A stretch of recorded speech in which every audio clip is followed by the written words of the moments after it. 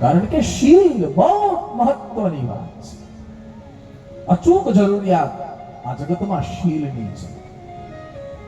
શીલ અને સાતમી ક્વોલિટી પાછો બધું હોય પાછું સ્નેહું, તમને પ્રેમ કરતો હોવો જોઈએ.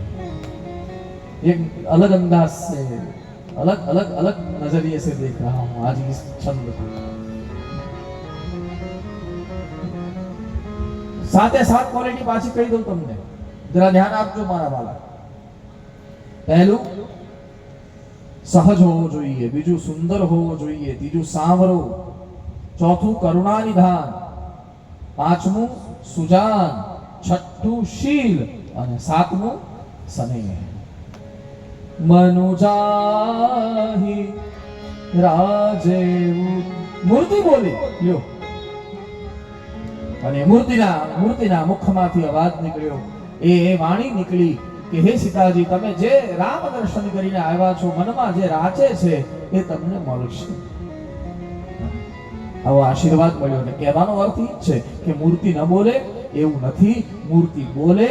પણ એ મૂર્તિ બોલે ક્યારે બોલે? જ્યારે આપણી ભાવ, આપણી સ્થિતિ નિર્માણ થાય. સ્થિતિ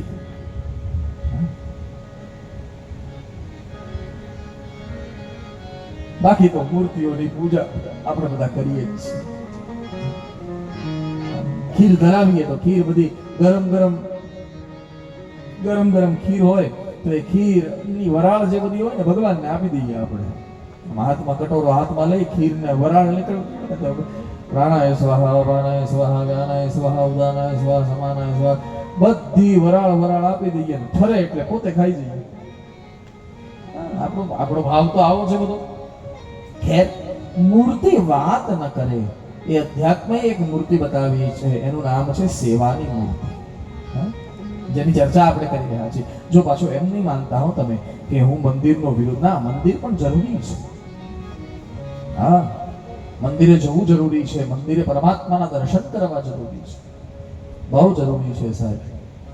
મેં તો ઘણી વાર મારી કથાઓમાં કીધું છે, તમે સમજી શકો એટલે કહું કે એક છોકરો મને મુંબઈમાં કથા કરતો હતો ને હું બેઠો તો કથા પૂરી કરીને મારા ઉતારે ચા પીતો તો એમાં એક છોકરો આવ્યો અને એને કીધું કે ભાઈ મારે તમને કંઈક પૂછવું છે. કીધું પૂછને બેટા, શું પૂછવું છે? મને કે આમ તેમ જવાબ નહીં આપતા, ખબર હોય તો જ જવાબ આપજો, નહીં તો ગોળ નહીં ફેરવતા. મેં કીધું ઓકે, બોલ તારે શું પ્રશ્ન છે? ત્યારે છોકરાએ મને પૂછ્યું કે ભગવાન બધે છે? ના કેવી રીતે પાડવું? કીધું હા, ભગવાન બધે છે. મને કે પાક્કું? હા પાક્કું, ભગવાન બધે છે. તો પછી મને કે તો મંદિરે જવાની જરૂર શું છે? લે, જો ભગવાન બધે હોય તો મંદિરે જવાની જરૂર શું છે? મારી વ્યાસપીઠે એને જવાબ આપ્યો કે બેટા, હવે તું મને એક જવાબ આપ, હવા બધે છે? હવા છે કે નહીં? મને કે હા. તો પછી પંખો શરૂ કરવાની જરૂર શું છે તારે? છોકરાએ જવાબ આપ્યો કે ભાઈ, હવાનો મારે અનુભવ કરવો હોય અને શાંતિનો અનુભવ કરવો હોય તો મારે પંખો શરૂ કરવો પડે. બેટા, હું એ જ કહેવા માંગુ છું, ઈશ્વર તો બધે છે, પણ આપણી એવી સ્થિતિ નથી કે આપણે બધે ઈશ્વરને જોઈ શકીએ. એટલે એ ઈશ્વરનો અનુભવ કરવો હોય અથવા શાંતિનો અનુભવ કરવો હોય તો મંદિરે દોડવું પડશે. મંદિરે જવું જ પડશે. અમારા દર્શક દાદા, હા, મનુબાપા પંચોળી દર્શક દાદા, એમણે બહુ સુંદર વ્યાખ્યા કરી છે મંદિરની. મંદિર એટલે શું? ભલે મનને દોરી જાય એનું નામ મંદિર. મનને દોરે. દર્શક દાદા, મનુબાપા, બહુ સુંદર વ્યાખ્યા. મંદિર જવું જ જોઈએ. મંદિર એ સનાતન ધર્મનો નિભાવ છે. સનાતન ધર્મને પુષ્ટ કરનારી ઘણી બધી વસ્તુઓ છે, એમાંથી એક છે મંદિર. પણ મંદિર, કોને મંદિરે જવું એ પણ જરાક ધ્યાન રાખવું છે. હમણાં મંદિરના નામે દુકાનો બહુ શરૂ થઈ ગઈ છે. હા, કોના મંદિરે જવું એ પણ જરાક ધ્યાન રાખવું. મનને દોરે. જ્યાં ગયા પછી શાંતિ મળે, જ્યાં ગયા પછી નિરાત થાય, જ્યાં ગયા પછી બે વ્યક્તિઓની વચ્ચે પ્રેમ જન્મે, એ મંદિર. હમણાં શું થયું?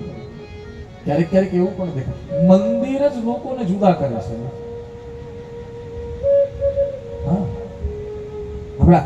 આપણે પણ બોલીએ ને કે તમારા ભગવાનનું મંદિર ને આ અમારા ભગવાનનું. મંદિર ભગવાન જ એક છે તો મંદિર બીજું કેવી રીતે હોય? પહેલા આપણા ગામડાઓમાં ઝઘડા થતા, તમે જોશો. જરા મને જવાબ આપજો. પહેલા આપણા ગામડાઓમાં ઝઘડા થતા તો એ ઝઘડાનું કારણ શું હતું ખબર? તારા નળનું પાણી મારા ફળિયામાં કેમ આવ્યું? મારા આંગણામાં કીચડ કરી નાખ્યું. એટલે ઝઘડે સવારે. બરોબર છે? ઝઘડો આટલામાંથી થતો અને ગામના 5 જણાને ખબર પડે કે આના ઘરે સવારે ઝઘડો થયો છે, એટલે સાંજે જ્યારે આરતી કરવા બધા મંદિરે ભેગા થાય ને, ત્યારે પાંચ માણસ આવીને એમ કે, ભલા માણસ, સવારે તમે ઝઘડ્યા હતા?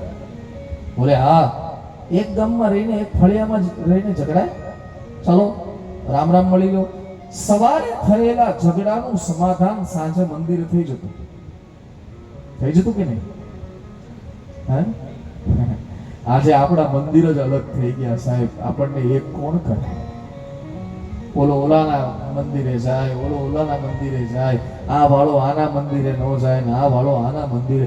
મંદિરનો અર્થ છે મનને દોરી જાય. જવું જોઈએ, પ્રતિજ્ઞા કરવી જોઈએ કે હું નિત્ય મંદિરે જઈશ. ભલે 1 મિનિટ તો 1 મિનિટ ભગવાનને પૂછવા તો જાઓ. જે ભગવાન તમે તમારા ગામમાં બેસાડ્યા છે, જેને બહુ ઢોલ નગારા વગાડીને લઈ આવ્યા છો, એ બેસાડ્યા પછી એને મળવા જ નહીં જવાનું. તમારા ઘરે મહેમાન આવે, તમે રૂમમાં પૂરીને જતા રહ્યો. એમ આપણા ઘરે આપણા જમાઈ આવ્યા હોય ને આપણને કામ હોય એટલે જમાઈને ખુરશી પર બેસાડી, બહારથી આગલો મારી, તાળો મારીને આપણે ઘરની બહાર નીકળી જઈએ 4 દિવસ માટે. એમ ચાલે નહીં. મહેમાન છે, જો આપણે બોલાવ્યા છે તો પછી એની સરભરા આપણી જવાબદારી. ગામમાં જે પણ મંદિર હોય એવું કઈ નહીં, તમે કોઈ એક મંદિરે જાઓ, પણ નિત્ય મંદિર જવું એ સનાતનને પુષ્ટ કરવાની પ્રક્રિયા છે. યજ્ઞ કરવો એ સનાતનને પુષ્ટ કરવાની પ્રક્રિયા છે. જપ કરવા એ સનાતનને પુષ્ટ કરવાની પ્રક્રિયા છે. જ્યાં જે વસ્તુ નથી ત્યાં તે વસ્તુ પહોંચાડવી એ સનાતનને પુષ્ટ કરવાની પ્રક્રિયાઓ છે. અભાવ બધે જ છે. આપણે એમ કહીએ કે આપણા વિસ્તારમાં ગરીબી બહુ, તો ધનનો અભાવ છે. બરાબર ને? સમજણ બુદ્ધિ છે, ધનનો અભાવ છે. કારણ કે આપણે પ્રકૃતિને દેવ માનનારા, પ્રકૃતિ જ આપણી દેવી, પ્રકૃતિ જ આપણો ભગવાન, આપણે પ્રકૃતિની પૂજા કરવા વાળા. અહીંયા આ આપણા વિસ્તારમાં ધનનો અભાવ છે. તો જેની પાસે બહુ ધન છે ને, હાલો મારી અરે મુંબઈમાં તમને બતાવું, જેની પાસે બહુ ધન છે એને તનનો અભાવ છે. પૈસા તો બહુ છે પણ અડધો રોટલો ખાઈ શકતા નથી. હાલો મારી યાર. અને જેની પાસે ધન અને તન બે છે એને મનનો અભાવ છે. પાગલખાનામાં બેઠા છે બધા. બીક લાગ્યા કરે. મારે એક ભાઈ મુંબઈમાં છે, એવડા મોટા પૈસા વાળા છે, તમે ઓળખો છો બધા? તમે નહીં, આ લોકો ઓળખે છે. એને એટલા બધા પૈસા છે પણ એને રોજ રાત્રે એક ગોળી લેવી પડે છે ત્યારે ઊંઘ આવે. રહે છે 38મા માળે. ક્યાં? કેટલા માળે? 38મા. આમાં જનક દાદા જઈ જ ન કે એની બારી પાસે જાય કે નહીં ભાઈ હું હેઠે ઉતરી જાઉં. 38મા માળો થી ઈ જોવે મને કે ભાઈ મન ની લઈ જતા હું તમે જમવા જાવ તો. આમાં જનક દાદા નથી જઈ શકતા. આપણે ગયા હતા બરોબર. 38મા માળે હું એકવાર એના ઘરે ગયો, લિફ્ટ અટકી ગઈ. ખબર નહીં કયા માળે લિફ્ટ જાય ને અટકી ગઈ. ગયા હતા જનક દાદા. લિફ્ટ ને હાચવવી જરાક દાદાને હાચવવા પાછી 20 સેકન્ડમાં પાછી શરૂ થઈ ગઈ, પહોંચી ગયા. હા, 38માં માળે રહે છે. એની મકાનની કિંમત હશે લગભગ 12-15 કરોડ રૂપિયા એના ફ્લેટની કિંમત. સાહેબ રાત્રે સુવા જાય ત્યારે ઊંઘ નથી આવતી, અને કારણ કે એની પાસે તન પણ છે, એની પાસે ધન પણ છે, એની પાસે મન નથી. અભાવ ક્યાં નથી? આપણે જેમ ધનનો અભાવ, આપણા વિસ્તારને જેમ ધનનો અભાવ, એવી રીતે લોકોને ક્યાંક તનનો અભાવ છે, ક્યાંક મનનો અભાવ બધે જ છે. પૈસા સર્વસ્વ નથી મારા વાલા, ધ્યાન રાખજો. હા, જરૂરિયાત છે, બરોબર છે, પણ સર્વસ્વ નથી આ જગતમાં. હા, સર્વસ્વ તો પોતાનો રાજીપો છે. હા, સર્વસ્વ શું છે? બોલે હું રાજી છું કે નહીં, એ સર્વસ્વ છે. આપણા જ વિસ્તારોમાં મેં ઘણા એવા લોકો જોયા છે કે સાદા ઘરમાં રહે પણ આનંદ કરતા હોય. તમે પણ એવા જોયા છે આપણા જ વિસ્તારમાં. હું કેટલું ફરું છું. આ કાંઈ ન હોય, લીપેલું ઘર હોય. ધનસુખભાઈ, આ ચણવા વાળા ઘર તો હમણાં આવ્યા, 10-12 વર્ષ 15 વર્ષ પહેલા. કેટલી રાયચંદભાઈ 15 વર્ષ પહેલા સ્લેબ વાળા ઘર આવ્યા? 15-20 વર્ષ, 15 વર્ષ 15 વર્ષ પહેલા શું હતું સાહેબ? આપણા વડીલોને ક્યારેક વિચારજો, આપણા જ વડીલોને વિચારજો, જે છાણ માટીના ઘરમાં રહેતા, ઈ 24 કલાક હસતા હતા. હા, કાંઈ નહોતું ખાવા તોય લહેર કરતા હતા, એકબીજાને મળે તો પ્રેમથી મળતા હતા. કાંઈ નહોતું ત્યારે કાંઈ નહોતું. જ્યારે કાંઈ નહોતું ને ત્યારે કાંઈ નહોતું. આને મને આમ બોલાવ્યો નહીં, આને મને આમ નહોતું. આ સ્લેબ વાળા ઘર આવ્યા ને, કોન્ક્રીટના ઘર આવ્યા ને, હૃદય કોન્ક્રીટના થઈ ગયા હતા.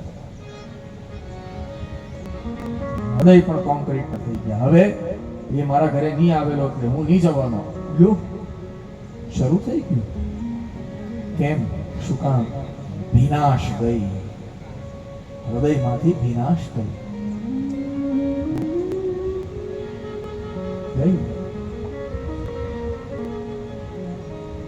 મંદિર બહુ જરૂરી છે, પણ મંદિરની મૂર્તિ છે ને, એ મૂર્તિનો પ્રકાર જે છે એનું નામ છે સેવ્ય મૂર્તિ, સેવાની મૂર્તિ.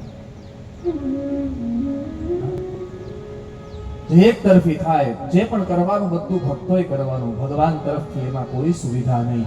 જ્યારે અધ્યાત્મએ એક બીજી મૂર્તિ બતાવી છે, એ મૂર્તિનું નામ છે શ્રાવ્ય મૂર્તિ. સેવાની મૂર્તિ જે મંદિરમાં બિરાજે એને શ્રાવ્ય મૂર્તિ એટલે શ્રવણની, સાંભળવાની મૂર્તિ. આ શ્રીમદ ભાગવત. જે ઉપચાર, જે પૂજા ઓલી મૂર્તિની થાય, એ જ પૂજા આ મૂર્તિની થાય.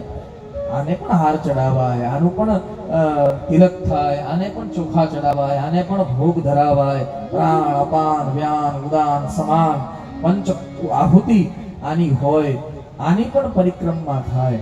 પણ આ મૂર્તિનો એક બહુ મોટો ફાયદો છે. ફાયદો એ કે સમય આવે ને ત્યારે આ મૂર્તિ આપણી સાથે વાતો કરે. એટલું જ નહીં, આપણી શંકાઓનું સમાધાન કરે. જ્યારે માણસ મૂંઝાય, જ્યારે એને રસ્તો ન મળે, ત્યારે કોઈ પણ ગ્રંથ, હું માત્ર ભાગવતની વાત, ભગવાન વ્યાસ રચિત કોઈ પણ ગ્રંથ હોય, મારી તો ત્યાં સુધી શ્રદ્ધા છે સાહેબ કે તમે જ્યારે મુશ્કેલીમાં ફસાઈ જાઓ, રસ્તો બહાર નીકળવાનો મળે નહીં, ત્યારે ભાગવત જો તમારા ઘરમાં હોય તો ગમે ત્યાંથી ખોલી નાખજો. 600મી કથા જ્યારે શરદ દાદાની થઈ ત્યારે 600 ઘરે આપણે ભાગવત પધરાવ્યા હતા. બરોબર? 600મી કથામાં કે 500મી કથામાં? 600મી કથામાં નાના પોણા આપણો જીવન નાના પોણા, ત્યારે 600 ઘરે ભાગવત પધરાવ્યા હતા. 600 કથા વખતે કોઈ પણ જગ્યાએથી ભાગવતને ખોલી નાખો. તમારી સામે 2 પાના આવે, ડાબુ અને જમણું, 2 પાના ધ્યાનથી વાંચી જાઓ. તમારી શંકાનું સમાધાન એ 2 જ પાનામાં પડ્યું છે. હું તમને ખાતરી આપું, વ્યાસપીઠ પર બેઠો બેઠો સાહેબ આવો ગ્રંથ છે. કારણ કે આ ગ્રંથ નથી, આ પરમાત્મા છે. એ પરમાત્માના સ્વરૂપે આપણને જ્યારે આજે પરમાત્મા ભાગવતજી મળ્યા છે, ઠાકરિયા કુળ પરિવાર, વિચાર કરો સાહેબ, કથા હતી ક્યાં? આ તો ભગવાનની કૃપા જુઓ સાહેબ. હે તપોદન, રામાનુજ, ઓમ, વસંત બાપુ, જતીન, હરીશ, કથા હતી ક્યાં? આ ટિકિટ ક્યાંથી કસાવીને બેઠા હતા? તમને ખરેખર નવાઈ લાગશે. અમારી બધાની ટિકિટ આ કાલ નીકળવાનું હતું ને આજે સવારે અમારે ક્યાંક કથા શરૂ કરવાની હતી. એ કથા એની મેળે લંબાઈ ગઈ ને એમાંથી ધનસુખભાઈ પાછા પ્રગટી ગયા. હા, ઘણું બધું થયું આમાં. નહીં તો બીજી કથા, મોહનભાઈ, વર્ષોથી મારી પરંપરા બીજની કથા હું ક્યાંક કરતો આવ્યો, કેટલા વર્ષોથી. પણ આ તો નિયમ છે સાહેબ. કથા કોણ કરાવી શકે? કથા કોણ કરાવી શકે એ તો અલગ વાત, કથામાં આવી કોણ શકે? અમારા કૃષ્ણશંકર દાદાજી એમ કહેતા, કથામાં એ જ આવી શકે જે પોતે ઘરે બેઠો હોય અને કૃષ્ણ એના ઘરે જઈને આંગળી પકડીને લઈ આવે કે ચાલ તું મારી કથા સાંભળી લે. આ જ કથામાં આવી શકે, બાકી અહીંયા બેસવું સહેલું નથી. એવું આ શ્રીમદ ભાગવત છે. ઠાકરિયા કુળ પરિવાર એના તમામ દિવંગત પિતૃઓના સ્મરણ અર્થે તમે ત્રણ ઋણની વાત કરી. પિતૃદેવર્ષયો મહ્યમ, ભાગવતમાં પણ આ 3 ઋણની વાત છે. આપણે જન્મીએ ને એટલે 3 ઋણ લઈને જન્મીએ છીએ. હા, કયા ઋણ? પહેલો, આપણે જન્મ લઈએ એટલે જે કુળમાં આપણો જન્મ થયો છે એ કુળના પિતૃઓનું ઋણ આપણી પર હોય. હા, પિતૃદેવર્ષયો મહ્યમ. મનુષ્ય દેહ મળ્યો આપણને એટલે એ દેવતાઓનું ઋણ લઈને મનુષ્ય ધર્મ મળ્યો અથવા તો મનુષ્ય દેહ મળ્યો છે. અને પ્રત્યેક કુળના એક ઋષિ હોય, એ ઋષિઓના ઋણથી આપણો જન્મ થાય સર્વદા. એ ત્રણેયમાંથી મુક્ત કેવી રીતે થવાય? બોલે બહુ સટીક સમાધાન આપ્યું છે. કેવી રીતે મુક્ત થવાય? બોલે પિતૃઓના ઋણમાંથી મુક્ત કેમ થવાય? બોલે આવા ગ્રંથોનો અભ્યાસ કરી, આવી ગ્રંથોની કથા સાંભળી, જે પિતૃઓ દિવંગત થયા છે એનું તર્પણ કરીને એના ઋણમાંથી મુક્ત થવાય. પિતૃઓનું ઋણ કેવી રીતે મુક્ત થાય? તર્પણ કરીને. દેવતાઓનું ઋણ કેવી રીતે મુક્ત થાય? બોલે દેવતાઓના યજ્ઞ કરી અને એના ઋણમાંથી મુક્ત થવાય. અને ઋષિઓના ઋણમાંથી કેવી રીતે મુક્ત થવાય? બોલે આ શાસ્ત્રનો અભ્યાસ કરી. આ શાસ્ત્રનો અભ્યાસ ન ફાવે તો જ્યાં શાસ્ત્રની કથા ચાલતી હોય ત્યાં જઈને સાંભળવાથી ઋષિઓના ઋણમાંથી મુક્ત થવાય. પિતૃદેવર્ષયો મહ્યમ તુષ્ટાયા ગમને નવામ, ભાગવતમાં શબ્દ છે. હા, એટલે પોતાના પિતૃઓને યાદ કરવા માટે ઠાકરિયા કુળ પરિવાર. મને ધનસુખભાઈ કીધું કે આખો પરિવાર, જ્યારે તમે કહો ત્યારે ધનસુખભાઈનું નામ નહીં લેતા.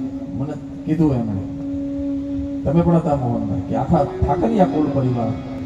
અને મને ગમ્યું પણ એ વ્યક્તિની ઉદારતા, એ વ્યક્તિ એમ કે હું ખાલી કથા સાંભળું પડદાની પાછળ રહીને. બાકી એટલે ઠાકરિયા કુળ પરિવાર દ્વારા આયોજિત આ શ્રીમદ ભાગવત કથા આજથી આરંભ રહ્યો છે. આપણે ત્યાં એવી એક પ્રણાલી, એક એવો નિયમ રહ્યો છે કે શ્રીમદ ભાગવતની કથા આરંભ થાય એના પહેલા દિવસે જેટલો પણ સમય મળે એટલા સમય માટે શ્રીમદ ભાગવતજીનું મહાત્મ્ય કહેવું. મહાત્મા એટલે મહિમા, મહિમા એટલે પરિચય.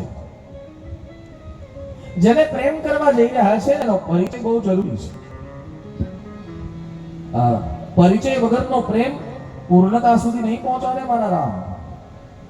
હા, તમે એમ કહેતા હશો કે મેં અત્યારે જ કીધું ને કે જ્યાં સુધી પરિચય નહીં મળે ત્યાં સુધી પ્રેમ કેવી રીતે સંભવ છે? રામાયણ તો એમ કહે છે કે પરિચય વગર ભરોસો નહીં આવે અને ભરોસા વગર પ્રેમ નહીં જન્મે, બીનું પરતીત હોહી નહીં પ્રીતિ.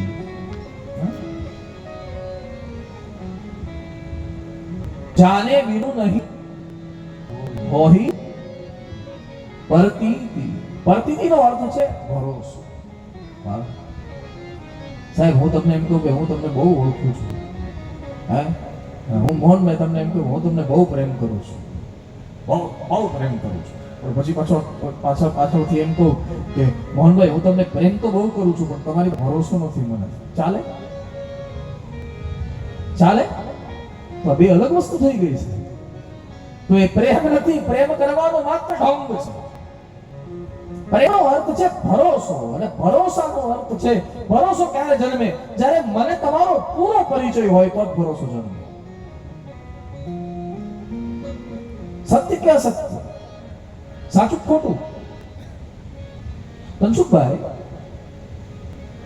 તમારા પરિચય વગર મને તમારા પર ભરોસો જન્મે ખરો?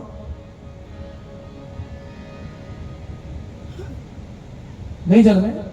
અને ભરોસા વગર પ્રેમ થશે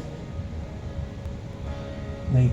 એ પરિચય મેળવવાની ક્રિયા, એનું નામ છે મહાત્મ્ય. જાને बिनु रामायण का है, ये संदर्भ रामायण का ले रहा हूँ। रामचरितमानस जो गोस्वामी जी ने लिखा है, आ नवा वर्ष की नवी कथा शुरू થઈ જશે.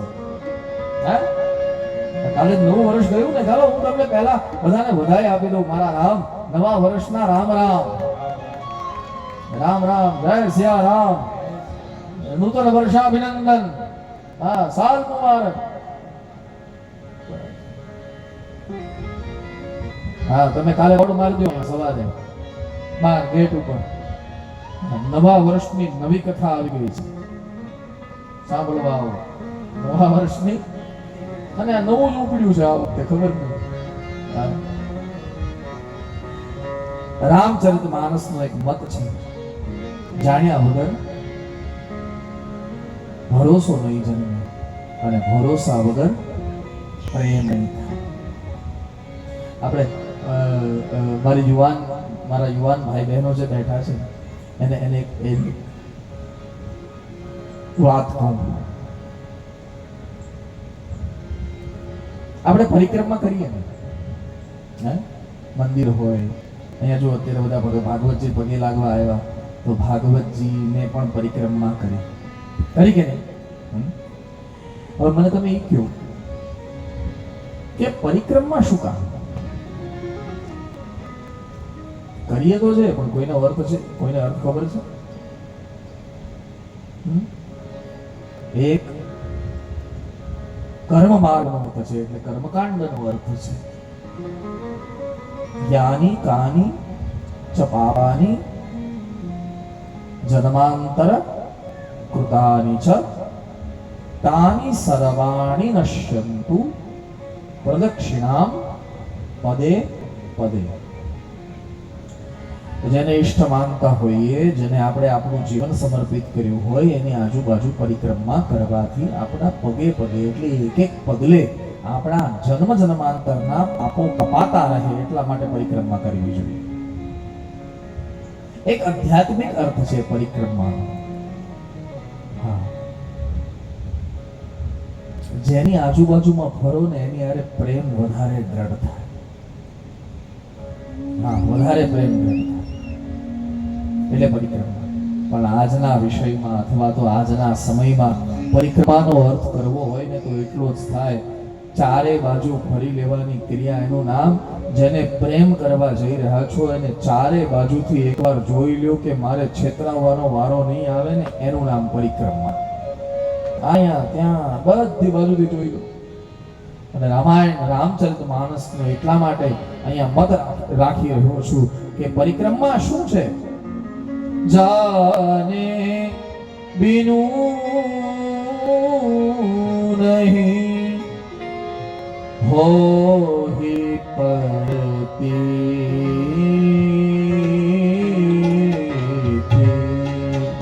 જાને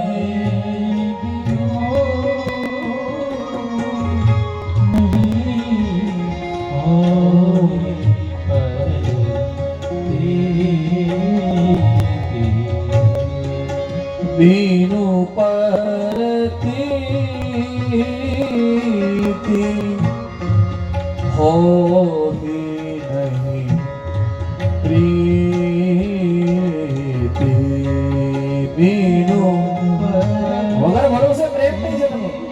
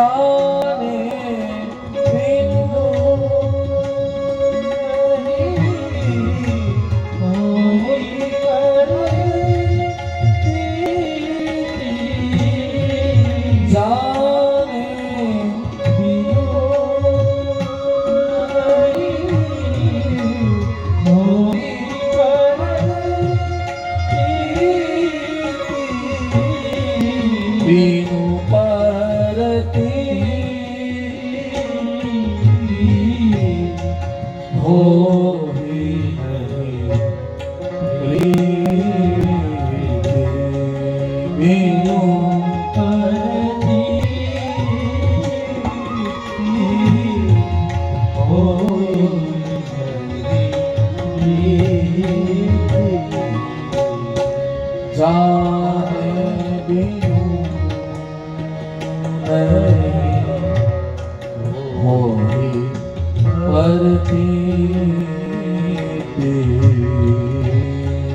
બીનુ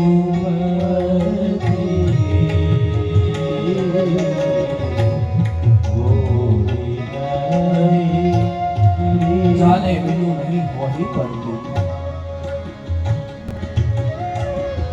જાણવાની ક્રિયા એનું નામ છે મહાત્મ્ય અને પદ્મ પુરાણ અંતર્ગત 6 અધ્યાયમાં ભગવાન વ્યાસે ભાગવતજીનું મહાત્મ્ય ભાગવતજી સાંભળવાથી શું મળે આ ભાગવતજી શું છે આ ભાગવતના નિયમો શું છે એની બધી ક્રિયા એ બધી વાતો એનું નામ છે મહાત્મ્ય પહેલા શ્લોકમાં 6 અધ્યાયમાંથી પ્રથમ અધ્યાયના પ્રથમ શ્લોકમાં ભગવાન કૃષ્ણની વંદના કરી સચ્ચિદાનંદ રૂપાય વિશ્વોત્પત્ત્યાદિ હેતવે તાપત્ય વિનાશાય શ્રી કૃષ્ણાય વયં નમઃ પરિચય મેળવવાની ક્રિયાના જગતમાં માણસનો પરિચય ત્રણ રીતે મળે કેવી રીતે યા તો એનું સ્વરૂપ પકડમાં આવી જાય મેં કીધું ને ઓલો ગુલાબની સુગંધ પકડમાં આવી જાય તો આપણને પરિચય મળી જાય કે પછી આંધળો વ્યક્તિ હોય ને એને પણ ખબર પડી જાય કે આ ગુલાબ છે જોવાની જરૂર નથી સ્વરૂપ કરે તો પરિચય પકડમાં આવી જાય પરિચય મળી જાય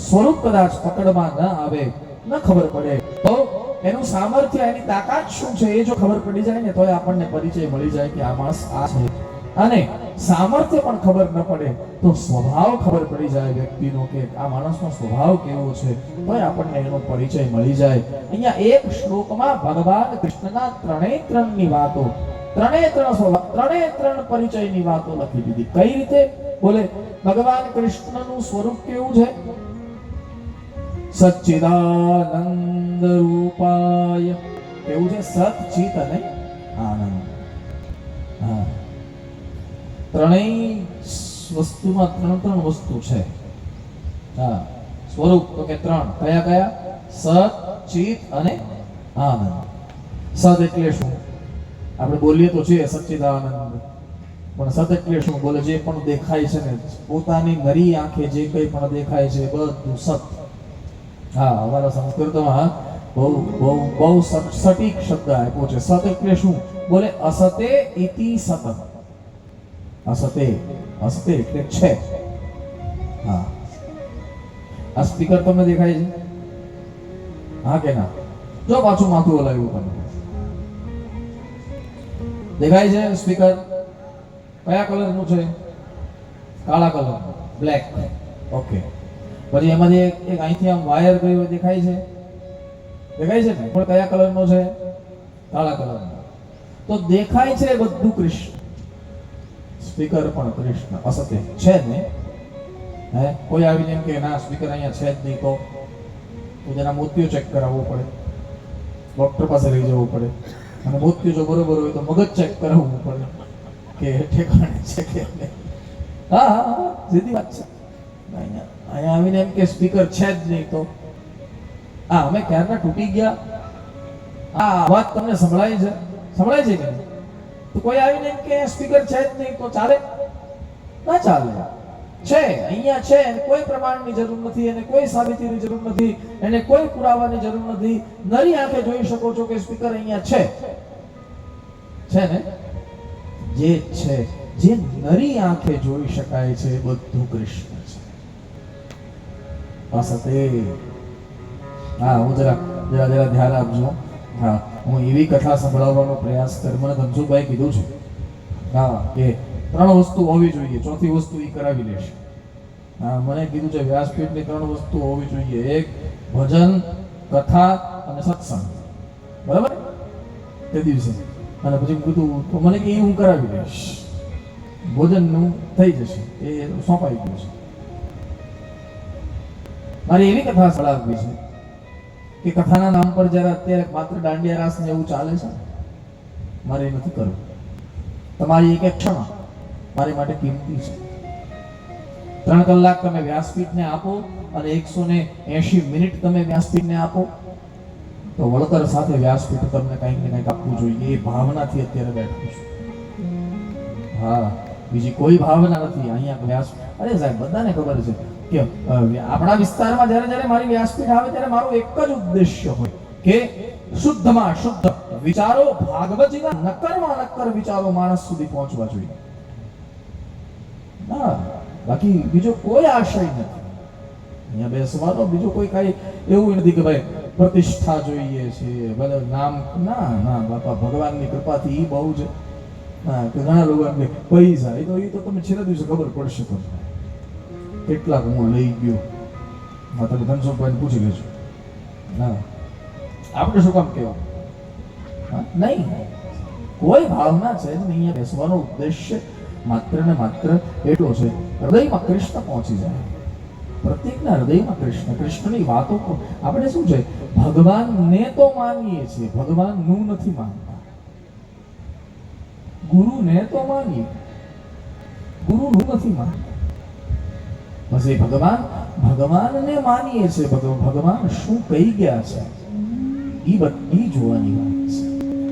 એટલે મારી એવી, તમને એવું લાગે ને જરા અઘરું પડે છે, જરા સમજવામાં, તો મને તરત કહી દેજો. એટલે આપણે પાછા તરત યુટર્ન, તરત જ. પણ પ્રયાસ એવો કરીશું કે મોટી ગુહ્ય વાતો, મોટી અઘરી વાતો સાદી રીતે, એમ કેમ ગુલાબની વાત કરીને સમજાવી દીધી, હે, આવી રીતે સમજતા આગળ વધીએ, યાત્રા કરીએ. ચલીએ. તો સત એટલે અસતે. સ્પીકર છે, વાયર છે, બસ. વાયર છે કે નહીં? અહીંયા ના પડાય કોઈથી? પાડી તો જોવે કોઈ? સ્વર પડાય જ નહીં. હા, હવે મને તમે ઈ કહો સાહેબ, એ વાયર અહીંયા પડ્યો છે, એને કોઈ પુરાવાની જરૂર છે? એવી રીતે આ જગતમાં જે કંઈ પણ દેખાય છે, આ આંબો, લીમડો, નારિયેળી, ચીકુડી, જે કંઈ પણ દેખાય, પાન, ડાળી, થાંભલો, મંડપ, આ કાપડ, આ થાંભલો, આડો થાંભલો, ઊભો થાંભલો, જે કંઈ પણ દેખાય છે બધું કૃષ્ણ છે. એને પુરાવાની જરૂર નથી. તમને ખબર છે આ બધું ક્યાંથી આવ્યું છે? હા, નરેશભાઈ, આપણે પૃથ્વીને માં માનીએ છીએ. માં શું કામ માનીએ? તમારી આજુબાજુ જે કંઈ પણ છે એની દેન છે. અરે આજુબાજુની ક્યાં, શરીર જે ચાલે છે, શરીર જે તાકાતથી ચાલે, એ ઉર્જા પણ એની દેન છે. રાજનભાઈ, તમે ચશ્મા પહેર્યા છે, બરાબર? હા, એક વાર ચશ્મા કાઢીને બધાને બતાવો. આ દેખાય છે ચશ્મા? તમારી પાસે છે ને ચશ્મા? છે કે નહીં? ઘણા લોકોને ચશ્મા. આ ચશ્મા પણ પૃથ્વી આપેલા છે.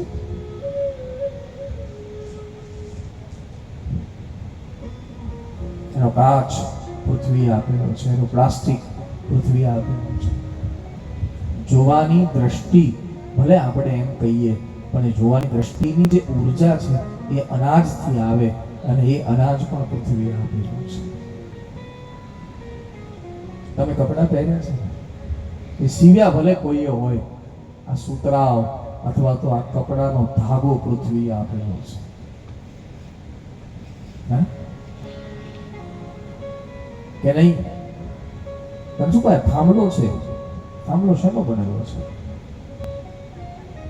લોખંડ હોય કે લાકડાનો હોય, બે વસ્તુ પૃથ્વીમાંથી આવેલી છે. હે આ કાપડ જે આ મંડપ બન્યો છે ક્યાંથી આવ્યું? અંતતઃ તમે જુઓ બધી જ વસ્તુ પૃથ્વીની છે, તમામ વસ્તુ પૃથ્વીની છે. એટલા માટે આ જગતમાં જે કંઈ પણ છે એ કૃષ્ણ છે. હા, કંઈ પણ આ કુલર જે ફરે છે ને એ કુલર પણ પૃથ્વીએ આપેલું જોયું.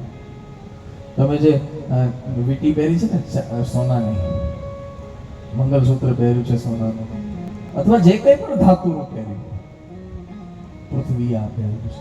આપણું ઘર બન્યું છે એ સિમેન્ટ પૃથ્વીએ આપેલી છે, ઈંટ પૃથ્વીએ આપેલી છે, લોખંડ પૃથ્વીએ આપેલું છે. હા, આકાશે તો હવા આપી,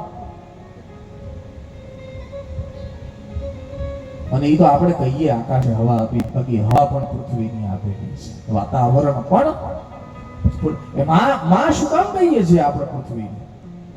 મને આપણા વિસ્તારમાં અથવા આપણા સમાજમાં આ જ વસ્તુ બહુ ગમે કે પ્રકૃતિને પહેલે પ્રાધાન્ય આપ્યું છે. હા,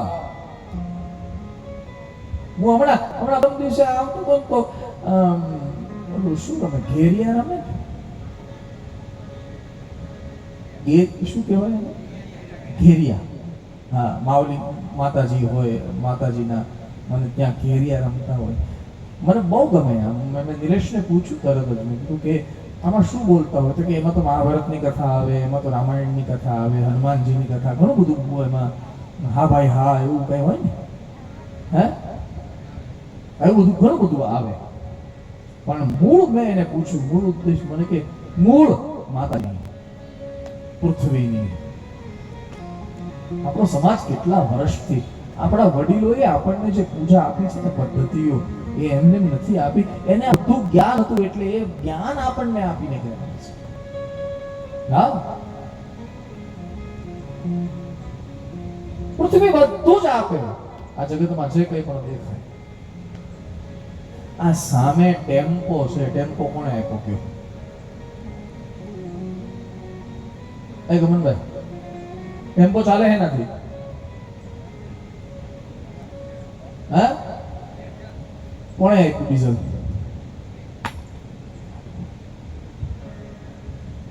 હે ચાલે શાની પર? પૃથ્વી પર. ઉડવત નો મળે. હાલો આપણે એમ કહીએ પ્લેન ઉડે શેનાથી? બે વસ્તુથી, એક તો ઈંધણ અને એક હવા. બે પૃથ્વી આપેલી છે. જ્યાં તમે દ્રષ્ટિ કરો ત્યાં બધું પરમાત્મા છે, સબ કુછ. એટલા માટે સંસ્કૃતમાં શબ્દ છે અસતે, અસતે ઇતિ સત.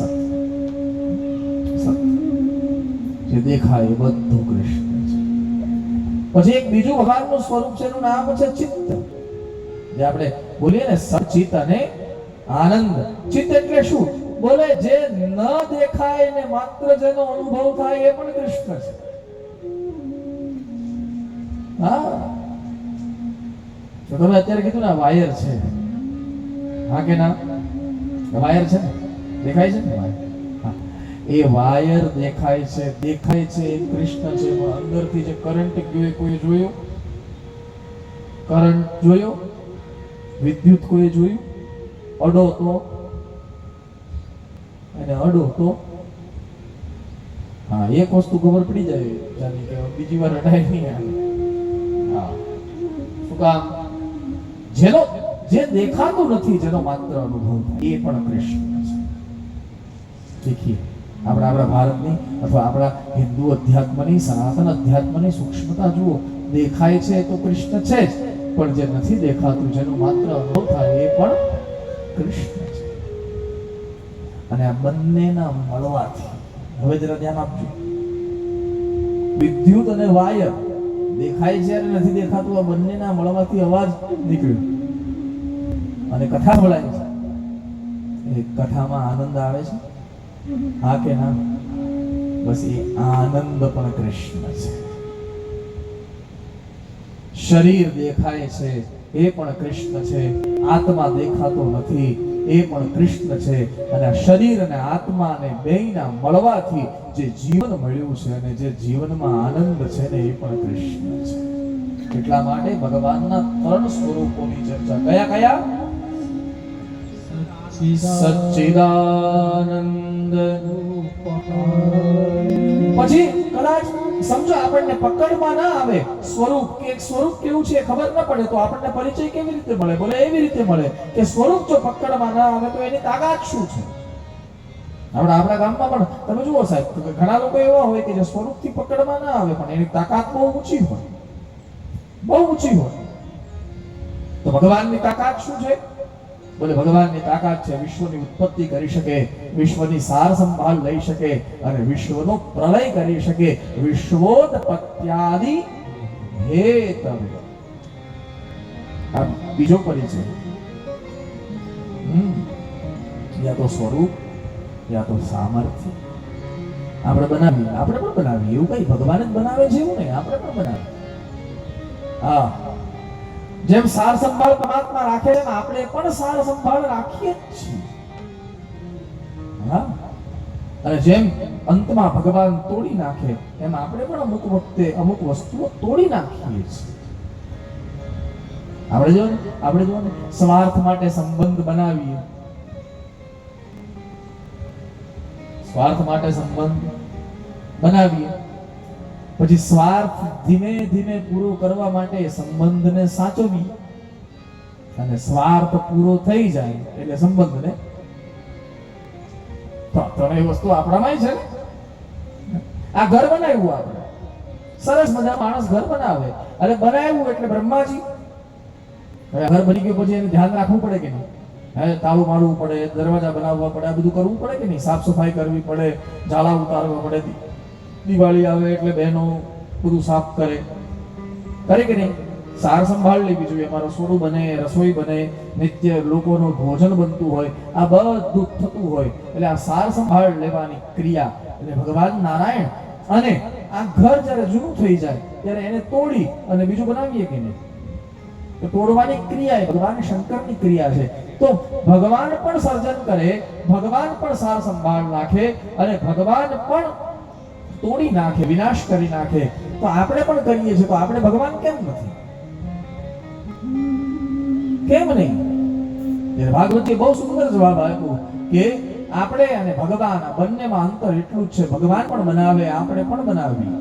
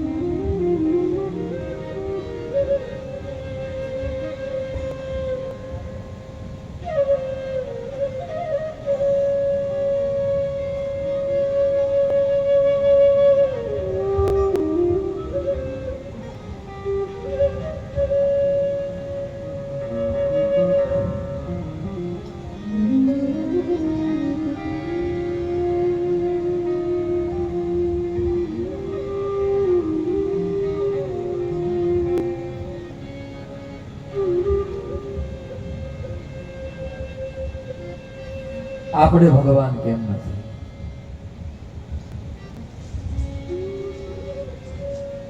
આપણે પણ બનાવીએ, આપણે પણ સંભાળીએ અને આપણે પણ વિનાશ કરીએ. ભગવાન પણ બનાવે, ભગવાન પણ સંભાળે અને ભગવાન પણ વિનાશ કરે. તો આપણે ભગવાન કેમ નથી? એનું કારણ છે ભગવાન બનાવે એનું એને અહંકાર નથી. આપણે નાની વસ્તુ બનાવીએ ને તોય આપણે એમ કહીએ કે આ મેં બનાવ્યું. આપણામાં અહંકાર છે. ભગવાન સાચવે છે તો ભગવાનને એ સાચવણનો મોહ નથી. ત્યારે આપણે સાચવીએ તો એ સાચવવાના બદલામાં આપણે કઈક ઈચ્છા રાખીએ, આપણામાં મોહ પડ્યો છે. અને રામાયણ તો એમ કહે સાહેબ, મોહ સકલ વ્યાધિ ન કર મૂલા.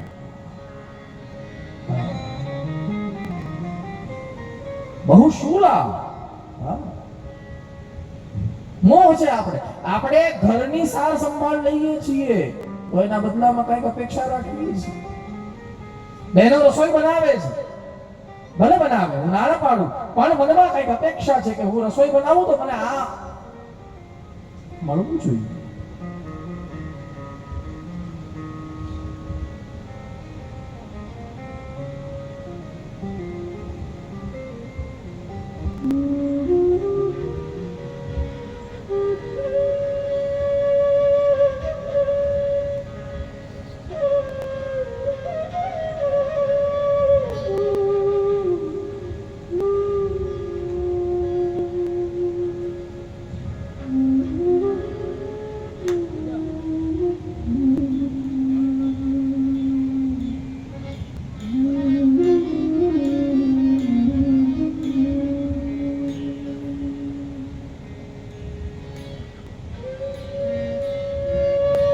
एक बे मिनट हरिनाम कीर्तन करिए. हाँ, एक बे मिनट आइए. श्रीमन नारायण नारायण नारायण, श्रीमन नारायण नारायण, आइए. श्रीमन नारायण नारायण नारायण,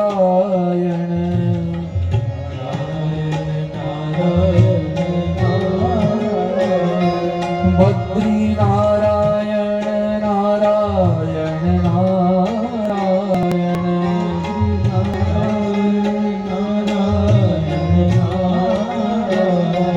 बद्री नारायण नारायण नारायण. ताली पाडो બધા. श्रीमन नारायण नारायण नारायण,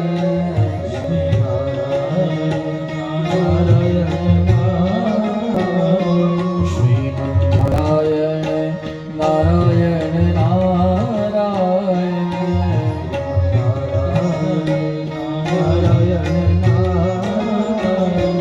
लक्ष्मी नारायण नारायण नारायण, लक्ष्मी नारायण, लक्ष्मी नारायण नारायण नारायण,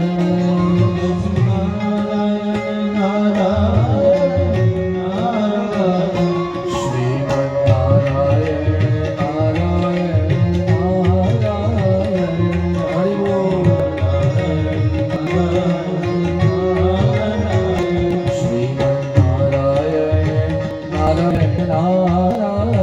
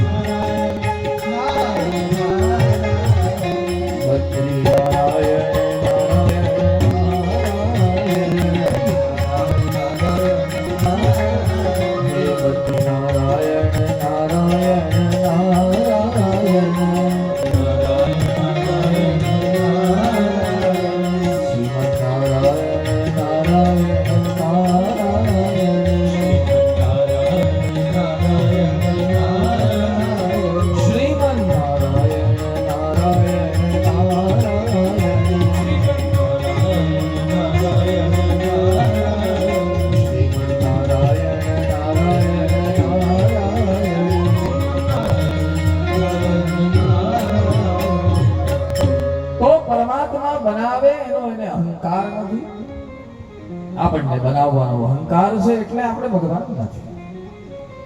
બીજું, આપણે સાર સંભાળ લઈએ તો એનો મોહ છે, એટલે કે એના બદલામાં કંઈક મેળવવાની અપેક્ષા છે. જ્યારે ભગવાન કંઈક બનાવે, ભગવાન સાર સંભાળ રાખે તો એના બદલામાં એ કંઈ માંગતા નથી, એટલા માટે એ ઈશ્વર છે, આપણે જીવ છે. અને ત્રીજું, ભગવાન કોઈ વસ્તુનો વિનાશ કરે તો એને શોક નથી, અને આપણે કોઈ વસ્તુ તોડી નાખીએ તો એનો આપણને શોક છે, એટલા માટે આપણે ઈશ્વર નથી. તાપત્રય વિનાશાય, પહેલું સ્વરૂપ, બીજું સામર્થ્ય. સ્વરૂપ અને સામર્થ્ય બે જો સમજમાં ન આવે તો માણસનો સ્વભાવ કેવો છે એ જો સમજમાં આવી જાય તો આપણને એનો પરિચય મળી જાય. અને ભગવાન કૃષ્ણનો સ્વભાવ કેવો છે? બોલે માણસ માત્રના ત્રણેય પ્રકારના તાપને હરી લે. તાપત્રય વિનાશાય, ત્રિશૂળ. ત્રણ પ્રકારના કાંટા આપણને જે વાગ્યા કરે છે એમાંથી ભગવાન આપણને છોડાવી દે, એટલા માટે એવો જેનો સ્વભાવ છે, એટલા માટે અમે બધા સાથે મળી અને ભગવાન કૃષ્ણની વંદના કરી, અથવા તો શ્રી કૃષ્ણાય વયં નુમઃ. બીજા શ્લોકમાં સુખદેવજીની વંદના કરી છે. સત્યં પ્રવ્રજંતમનુપેતમપેત કૃત્યં દ્વૈપાયનો વિરહ કાતર આજુહાવ. પુત્રેતિ તન્મયતયા તરવો વિનેદુ સ્તં સર્વભૂતહૃદયં મુનિમાનતોસ્મિ. અને ત્રીજા શ્લોકથી કથાનો આરંભ કર્યો. મહાત્માની કથાનો આરંભ કરતા ભગવાન વ્યાસ લખે છે, નૈમિષે સુતમાસીન મવિવાદ્ય મહામતિં તથામૃતરસાસ્વાદઃ કુશલઃ શૌનકો બ્રવીત. નૈમિષારણ્યમાં કથા ચાલે છે, સુતપુરાણી કથા કરી રહ્યા છે, શૌનકાદી ઋષિ મુનિઓ કથા સાંભળી રહ્યા છે, યજ્ઞ યાગાદી કરે, સમય મળતા ભગવાનની ચર્ચા કરે, આ અર્થમાં કથા ચાલી રહી છે. અને એક દિવસ શૌનક નામના એક સંત ઊભા થયા અને એણે તુરંત સુતપુરાણીને 3 પ્રશ્ન પૂછ્યા છે. બાબા, અમે ઘણા સમયથી કથા કરતા આવ્યા, અમે ઘણા સમયથી કથા સાંભળતા આવ્યા, છતાં હજી અમને સંતોષ નથી થતો, તો હવે અમને એવી કોઈ કથા સંભળાવો કે અમારા કાનને સંતોષ થાય, વારંવાર કથા ન સાંભળવી પડે. સુતાખ્યાહિ કથા સારમ મમ કર્ણ રસાયણમ. મારા કાનની દવા આપો, રસાયણ એટલે દવા. એવી કથા સંભળાવો, એવી કથા સંભળાવો કે એક જ વાર સાંભળી છે અને વારંવાર સાંભળવાની ઈચ્છા ન થાય. બીજો પ્રશ્ન પૂછ્યો, બાબા, ભક્તિ જ્ઞાન વિરાગાપ્તો વિવેકો વર્તતે મહાન. વિવેકનું વર્ધન કરવા માટે જે આ જગતમાં ઘણા બધા ઉપાયો બતાવ્યા છે, પરંતુ ભક્તિ વત્તા જ્ઞાન વત્તા વૈરાગ્ય ત્રણના ફળ સ્વરૂપ જે માણસને વિવેક પ્રાપ્ત થયો છે, એ વિવેકનું વર્ધન કરવા માટે શું કરવું? વિવેકનો અર્થ છે, આમ તો 3 અર્થ છે વિવેકના. પહેલો વિવેક જે સામાન્ય વિવેક, ક્યાં છું, મારે કેમ બેસવું જોઈએ. હા, હું ક્યાં છું, મારે કેમ બોલવું જોઈએ, હું ક્યાં છું, મારે શું વિચારવું જોઈએ, અને હું ક્યાં છું, મારે શું ખાવું જોઈએ, શું પીવું જોઈએ. આ જે સામાન્ય વિચાર કરવો એનું નામ સામાન્ય વિવેક. એ વિવેક જ્યારે આગળ વધે ત્યારે મધ્યમ પ્રકારનો વિવેક એટલે બીજો વિવેક બને. કયો? બોલે હું ક્યાં બેઠો છું ને હવે મારું કર્તવ્ય શું છે, મારો ધર્મ શું છે. હા, એ વિચાર. રામ નામ ભલે ગમે એટલું પવિત્ર છે, રામ નામ કેટલું પવિત્ર છે, આટલું બધું પવિત્ર છે રામ નામ, પણ હસ્તમેળાપ થતો હોય ને ગોર મહારાજ હસ્તમેળાપ કરાવતા કરાવતા એમ બોલે રામ બોલો ભાઈ રામ, તો ચાલે નહીં. ત્યાં કર્તવ્ય નથી, રામ નામ અસ્થાને થઈ જાય. ધ્યાન, આનું નામ વિચારવું, એનું નામ વિવેક. મારું ક્યાં બેઠો છું, મારું કર્તવ્ય શું. આપણે ત્યાં ગુજરાતીઓમાં કહેવત પણ હોય, ગુજરાત તમે એવી કહેવત સાંભળી છે, ન બોલે 9 ગુણ. જો પાછું માથું બોલાવ્યું, ન બોલે 9 ગુણ કહેવત સાંભળી છે? ધનસુખભાઈ સાંભળી છે? તો મેં એક એવી કહેવત પણ સાંભળી છે કે બોલે એના બોર વેચાય. સાચી કઈ? ન બોલે એના અવગુણ સાચું કે બોલે એના શું સાચું? બે સાચું. કેવી રીતે? એકમાં મૌન રહેવાની વાત છે, એકમાં બોલવાની વાત છે. કેવી રીતે સાચા હોય છે? હા, બે સાચા. કયા સ્થાને બેઠા છીએ ત્યારે વિચારવું જોઈએ કે ન બોલે નવગુણ અથવા બોલે એના. અત્યારે સીધી સાદી ભાષામાં વાત કરું ને તો મારા માટે બોલે એના બોર વેચાય અને તમારા માટે ન બોલે નવગુણ. સ્થાન ફરી જશે. અહીંથી વિરામ આપીશ કથાને અને સ્થાન ફરી જશે. એ સ્થાન ફર્યા પછી કદાચ હું ન પણ બોલું તો મારા માટે ન બોલે નવગુણ થાય અને તમે કથામાંથી ઊભા થઈ જશો ને પછી પોતાના ઘરે જશો પછી તમે કઈ મૌન રહેવાના છો? હાવ નહીં બોલો નહીં સર. ત્યારે તમારા માટે પણ કયા સ્થાને બેઠા છીએ અને મારું કર્તવ્ય શું છે વિચારવું આ મધ્યમ વિવેક છે. અને ભાગવતે જે ઉચ્ચતમ વિવેક, અહીંયા જે ચર્ચા વિવેકની છે એ કયો વિવેક? બોલે બે વસ્તુનો રોજ માણસે વિચાર કરવો જોઈએ. હું કોણ છું? હા, હું કોણ છું? મેં કોણ? હા. અને બીજું, મને આ ધરા પર મોકલ્યો છે કોણ? પોતાની જાત જો પકડાઈ જશે એટલે કે હું કોણ છું એ પકડાઈ જશે તો તમે જ્ઞાની બની જશો અને મોકલનારો જો પકડાઈ જશે તો તમે ભગત બની જશો. આ ત્રણેય વિવેકને સિદ્ધ કરવા માટે શું કરવું જોઈએ? આ બીજો પ્રશ્ન છે. અને ત્રીજા પ્રશ્નની ચર્ચા કરી કે મહારાજ કૃષ્ણ પ્રાપ્તિ કરમ શાશ્વત સાધનમ યત. ભગવાન કૃષ્ણની પ્રાપ્તિ શાશ્વત પ્રાપ્તિ એટલા માટે કઈ ઉપાય કરો? હા, અમે રસ્તામાં જતા હોઈએ અને અમને આમ સપનું આવી જાય, સપનામાં અમને ભગવાન કૃષ્ણ દર્શન આપી જાય એમ નહીં. રાત્રે સુતા હોઈએ અને ઊંઘમાં અમને દર્શન આપી જાય એમ નહીં. આભાસ થઈ જાય હૃદયમાં દર્શન આપી જાય એમ નહીં. આંખ બંધ કરો ને ધ્યાનમાં દર્શન આપી જાય એમ નહીં. જ્ઞાનીને એના જ્ઞાનમાં દર્શન આપી જાય એમ નહીં. યોગીને એના યોગમાં દર્શન આપી જાય એમ નહીં. અમારી સામે ઊભા હોવા જોઈએ. હા, હાથમાં મુરલી હોય ન હોય બીજા નંબરની વાત છે, પણ કૃષ્ણ ખપે. કૃષ્ણ જોઈએ. મેં તો કીધું થોડી વાર. ઓ દીકરીઓ, ઓ મારી બહેનો, મૂકી દો બસ. કાલે આરતી ને બધી વ્યવસ્થા છે ને 9 પહેલા. હા, કાલથી જમાવટ.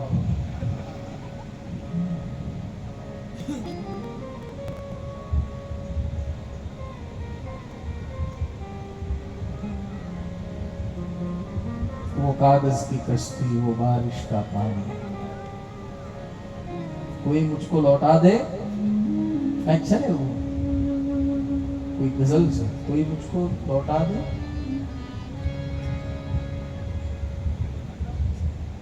वो कागज की कश्ती, वो बारिश का पानी. ખેર આપણે ચર્ચા કરતા હતા એની પર આવું મૂળ ઉપર. હા,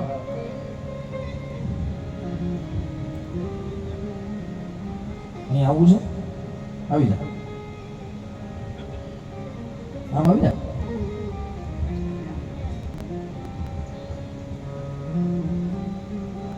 દેખો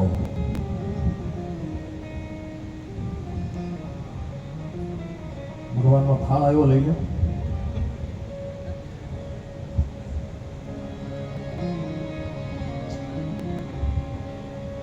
ક્યાં અંદર આવવાનું છે? જગ્યા હારું મોડું કેજો, જે જુએ તે માંગી લેજો, મને વધી પ્રસાદી દેજો, કટોરી ભરી લાવે છું મહારાજ. આરોગજો પ્રભુ પ્રેમ ધરીને મારી વિનંતી મારા. તો ત્રણ પ્રકારના વિવેક. ત્રીજો પ્રશ્ન પૂછો શૌનકજીએ કે અમને ભગવાન કૃષ્ણ શાશ્વત પ્રાપ્તિ થાય એટલા માટે કયો ઉપાય બતાવો? કૃષ્ણ પ્રાપ્તિ કરમ શશ્વત સાધનમ. શશ્વત શબ્દ છે. હા, સૂત પુરાણી બહુ રાજી થયા અને સૂત પુરાણીએ સૌનક આદિ ઋષિ મુનિઓને કીધું કે મહારાજ તમે આ શું કામ પૂછી રહ્યા છો? પ્રીતિ સૌન ચિત્તે તે તો વ્યાજબી વિચાર્ય છે. તમને ખબર નથી એટલે કે વક્તા શ્રોતાને કહે છે કે તમને ખબર નથી એટલે પૂછો છો એવું નથી. તમને બધી જ ખબર છે, પણ તમારે મારા મુખમાંથી કથા કઢાવવી છે. તમને કથા પ્રત્યે ભાવ છે એટલા માટે તમે પૂછી રહ્યા છો. અને તમે પૂછ્યું છે તો હે સૂતજી, હું તમને એવી કથા સંભળાવું છું જે કથા ભક્તિનો વધારો કરનારી કથા છે. હું તમને શ્રીમદ ભાગવતની કથા સંભળાવ્યો છું.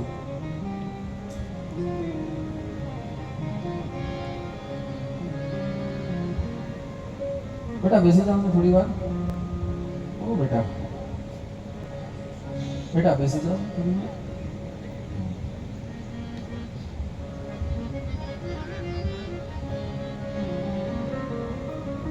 કેટલી છે આરતી? ગણી કેટલી છે? બસ બહુ સરસ.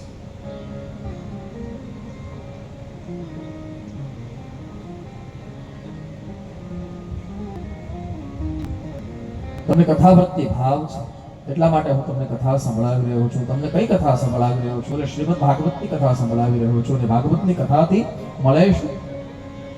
એટલે આપણે બધાએ ધ્યાન આપવાની જરૂર છે. આપણે ભાગવતજીને 7 દિવસ આપવા જઈ રહ્યા છીએ.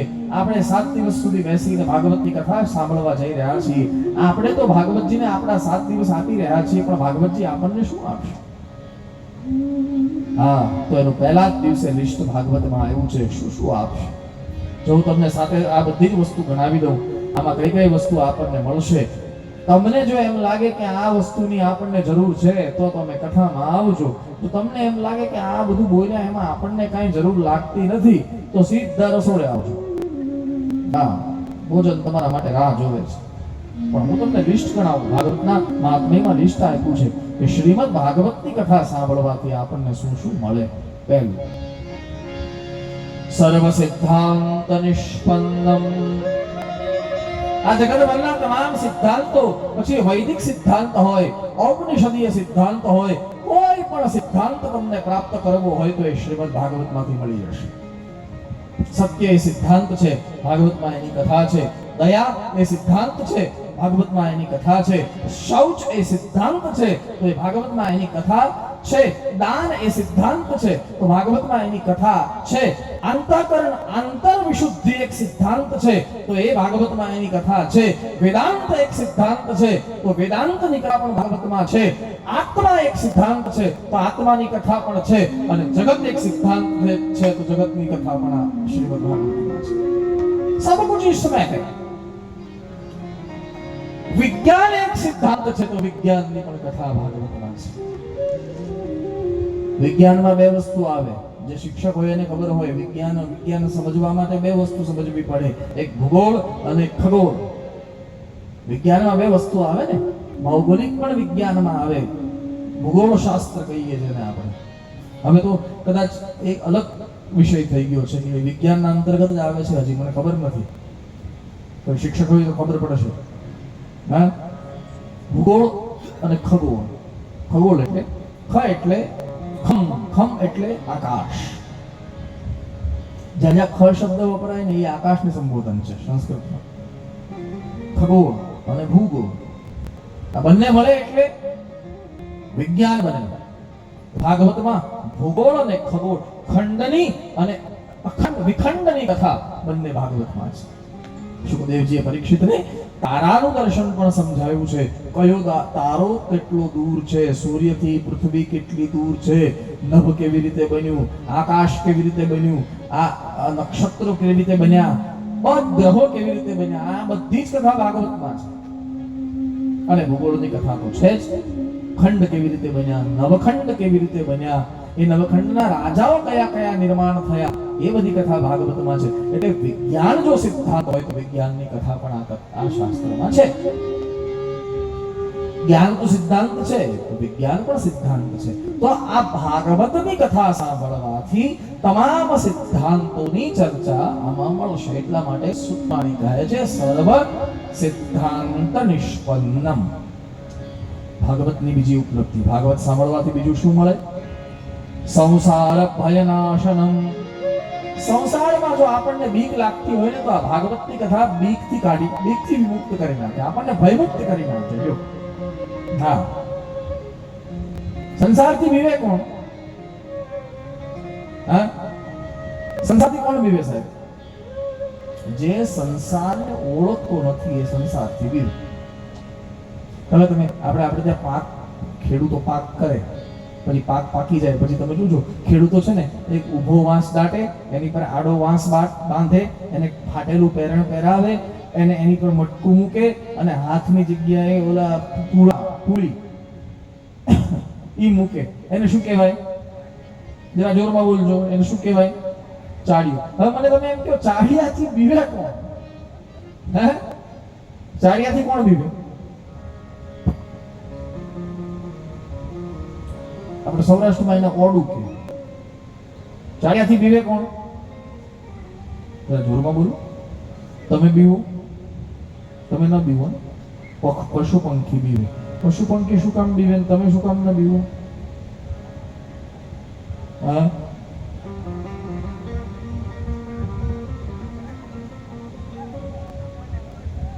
આપણને ખબર છે કે આ ચાડીઓ છે, પશુ પંખીને ખબર નથી કે આ ચાડીઓ છે. એમાં જગત છે ને ચાડિયા જેવું છે, એને જ બીવડાવે જેને ખબર નથી કે આ ચાડીઓ છે. બાકી જે જાણી ગયા છે જગતને કે આ ચાડીઓ છે એ કોઈ દિવસ જગતથી બીવે નહીં. બસ ભાગવત શું કરે? એ જગતનો પરિચય આપણી સાથે કરાવી દે કે આપણે જેનાથી બીએ છીએ ને હકીકતમાં એ તો ચાડીઓ છે. હા, એટલે સંસાર ભયનાશનમ. પરીક્ષિતની સામે કથા પૂરી થઈ. સુખદેવજીએ કથા વિરામ આપ્યો અને વિરામ આપીને સુખદેવજી ઊભા થયા. જ્યાં સુખદેવજી ઊભા થયા એટલે પરીક્ષિતે એક વાત સુખદેવજીને કરી કે બાબા, 7 દિવસથી હું તમારી કથા સાંભળી રહ્યો છું ને સાંભળતા આજે 7મો દિવસ થઈ ગયો. તમે કથાને વિરામ આપી અને હવે નીકળી જશો. તમે જશો એટલે ઓલો તક્ષક નાગ આવશે, મને ડંક દેશે અને મને મારી નાખશે. તમારી કથા મને મૃત્યુથી બચાવી ન શકી. તમે જશો એટલે તક્ષક આવશે, મને ડંક મારશે, મારું મૃત્યુ થશે. તમારી કથા મને મૃત્યુથી ન બચાવી શકી. પણ મહારાજ, તમારી કથાએ એક બહુ મોટું કામ કર્યું છે. કહ્યું, બોલે મારા હૃદયમાં જે મૃત્યુની બીક હતી ને એ તમારી કથાએ કાઢી નાખી છે. અભયમ દર્શિતમ ત્વયા. અભયમ, ભય કાઢી નાખી આ કથા. ભક્ત્યોદવર્ધનમ યશ્ચ.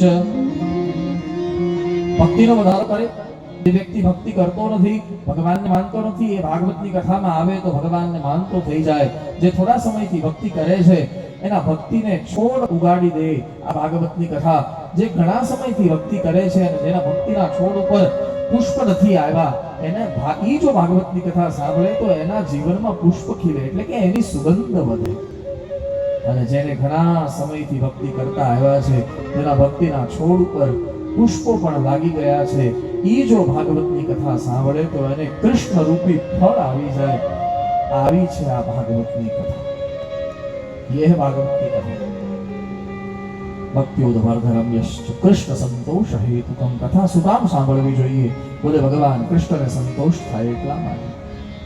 હા, બોલે કથા આપણે સાંભળીએ અને સંતોષ ભગવાન કૃષ્ણને થાય. બોલે આ કેવી રીતે? બોલે આપણો જ દીકરો કથામાં જાય તો આપણને સંતોષ થાય કે નહીં? હા કે ના? હા, કે પછી દીકરો એમ કે લાવો બાપા પણ 500 રૂપિયા કેમ? બોલે શેમાં સંતોષ થાય? છોકરો આવીને એમ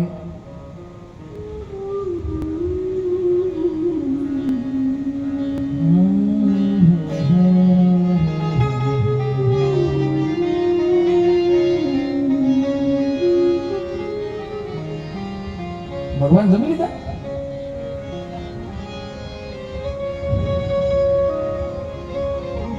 કાલથી જ્યારે ધૂન બોલાય ત્યારે થાળા લઈ આવજો અને આરતી થાય પછી થાળા લેજો.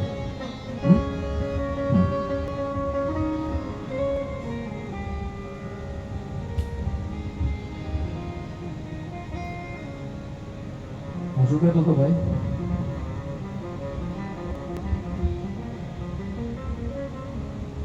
હું શું કહેતો હતો?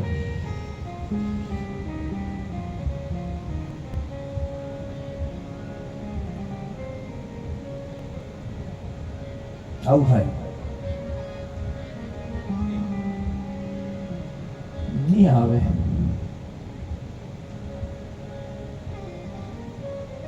હા, આપણો દીકરો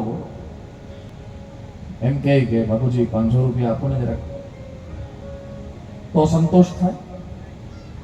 કે પછી આપણો દીકરો એમ કહે કે બાપુજી જરાક મને 10,000 રૂપિયા આપો ને, કેમ બોલે કાલે રમવા બેસેલા તો હારી ગયો છું, સંતોષ થાય? કે દીકરો આવીને એમ કહે સવારે કે બાપુજી ચલો ને આપણે મંદિરે જઈ આવીએ, ભગવાનની કથા સાંભળી આવીએ, તો સંતોષ થાય? શેમાં સંતોષ થાય? આપણો દીકરો એમ કહે કે મારે કથા સાંભળવા જવું છે તો સંતોષ થાય. જેમ આપણા દીકરા માટે આપણને સંતોષ થાય, એવી રીતે કૃષ્ણ આપણા સૌના બાપ છે, આપણે કથામાં આવીએ તો એને સંતોષ થાય. એટલા માટે અહીંયા લખ્યું છે કૃષ્ણ સંતોષ હેતુકમ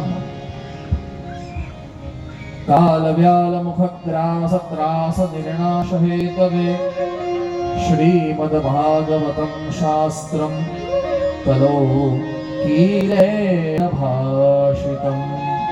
કળિયુગમાં કિરણ સમાન છે. કલો શબ્દના બે અર્થ થાય. અંધકારમાં કિરણ સમાન છે. કલો એટલે અંધકાર અને કળિયુગમાં કિરણ સમાન. આ ભાગવત એક બખ્તર છે સાહેબ. ભાગવતનું બખ્તર જેને, એટલે કે ભાગવતની કથાનું બખ્તર જેને પહેર્યું છે ને કળિયુગના કાંટા વાગશે નહીં. બાકી તો આપણા તળપદી ભજનોમાં એમ લખ્યું છે કે કળિયુગ તો કાંટાની વાડ છે. અને કાંટાની વાડમાં ચાલવા માટે પોતાના પગરખા બહુ મજબૂત હોવા જોઈએ. જો પગરખા પહેર્યા ન હોય તો કાંટો વાગ્યા સિવાય રહે નહીં. એમાં કળિયુગમાં જો ચાલવું છે તો જો તમારું કવચ જો મજબૂત નહીં હોય તો આ કળિયુગના કાંટા વાગ્યા વગર રહેશે નહીં.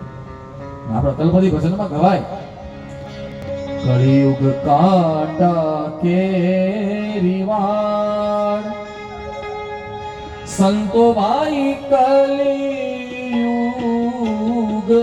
કાંટા કેરી વાડ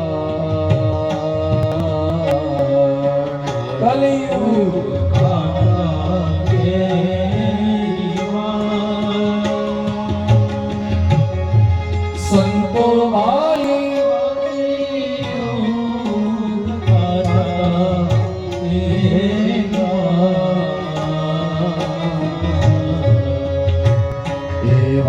ધીરે રે એ ધીરે સંતો તમે પાવ ધરો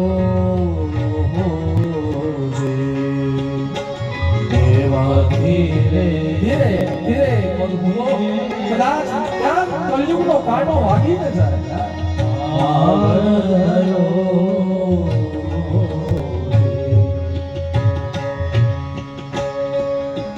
એ અજરા જરિયા ન જા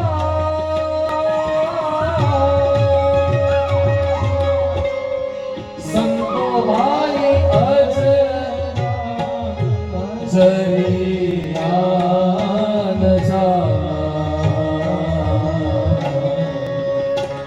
એવા ધીરે રે ધીરે સંતો તમે સાધ પીવો ધીરે ધીરે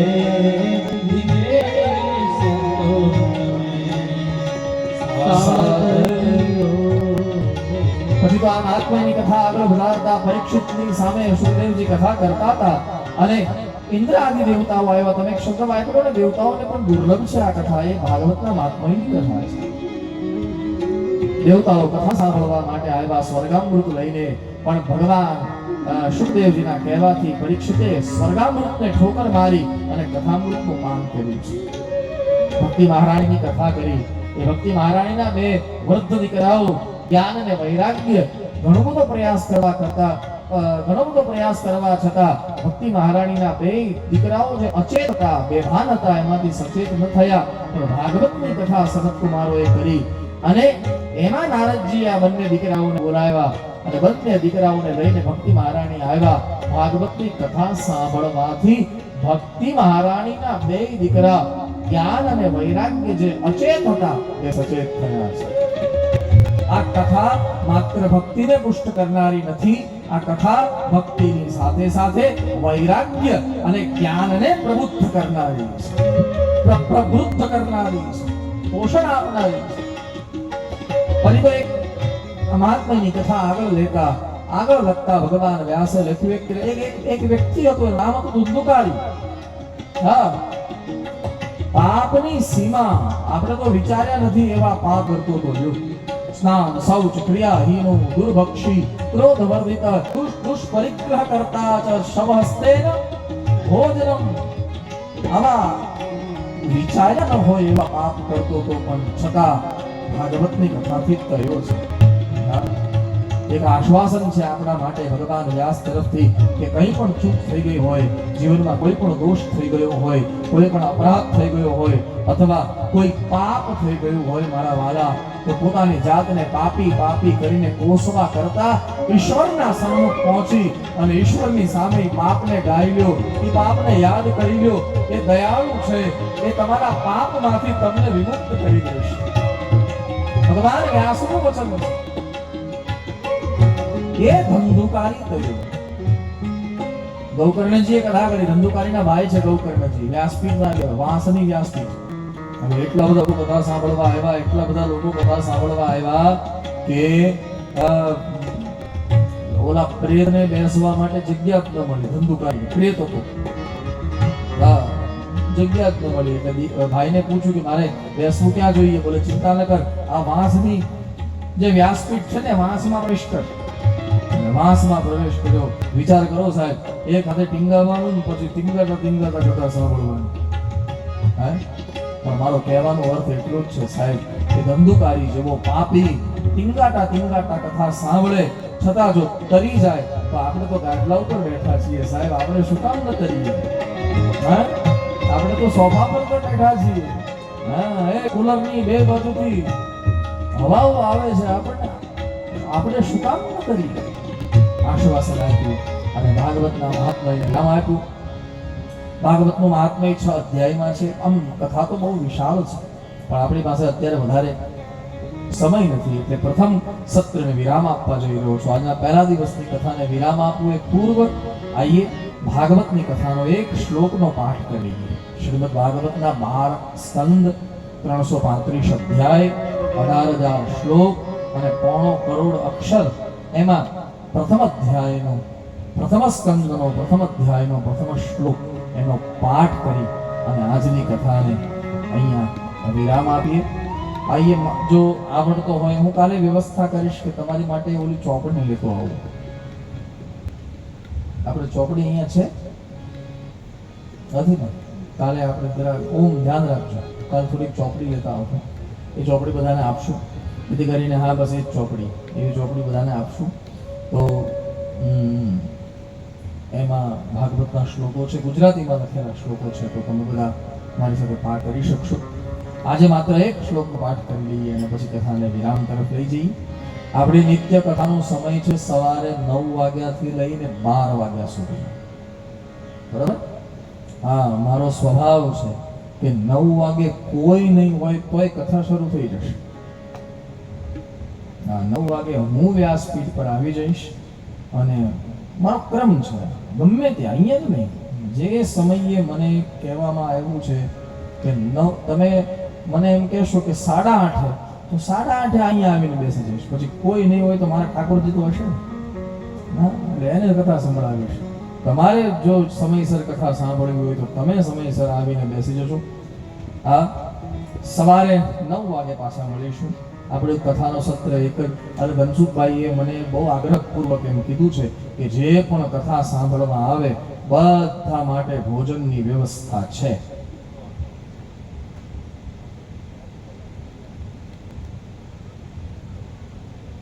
એ હું પછી બોલું.